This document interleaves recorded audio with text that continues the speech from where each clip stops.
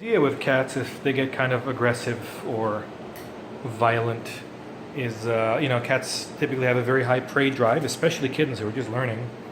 And so you really want to tire them out with appropriate play rather than let them beat each other up or beat you up, even worse. And I mean, it seems cute when it's a tiny kitten, but when you have a 25-pound cat, well, you don't have a 25-pound cat usually, but you might have a 15-pound cat. And if it decides that it wants to play inappropriately and bite you, most don't, but every now and then it happens. That can be a pretty serious deal. Now my dad, he's got like a cat that's easily 30 pounds. It's the size of a medium-sized dog. And when it's 30 pounds, it's not fat. It's 30 pounds and lean. Your kind of pedigreed breeds can get pretty extreme, just like a pedigreed dog. Like the difference between a regular dog, say a terrier, or even a bigger dog, and then think of a Great Dane, right? So my dad's got one of these breeds of cats that's just massive.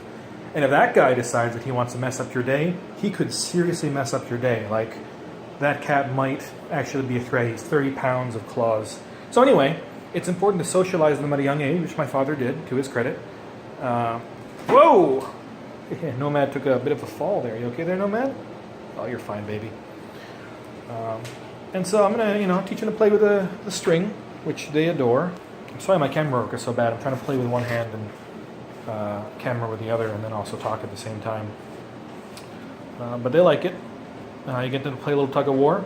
Not the same way the dogs do, of course, because it's not fun for them the same way that it is fun for dogs, right? Dogs like the tugging itself. The cats just want to have the string. The goal is not the tugging. The goal is the possession, the exclusive possession of the string. Yeah, you get it. So anyway, you get them used to this. You burn off a lot of their energy and their aggression. You burn it off, and they theoretically at least then learn to play in a socially constructive way, in a non-violent way or a less violent way. I mean, they're being violent to the string and not to you or to each other. You tire them out, because these guys are still kittens. They still sleep most of the day. That's most of what they do, is they sleep and eat and they poop. I make sure to get a good play session in with them, but they're going to be sleeping 18 hours a day probably, if not longer.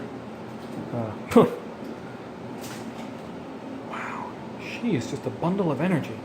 I'm assuming that's her. That could be her and that could be him, but either way, the tabbies are the most aggressive ones, and the female tabby, Cassie, is the most aggressive of all. Yeah, you get that. Look at that. Yeah, look at that. You have got that string. You got it. You got it.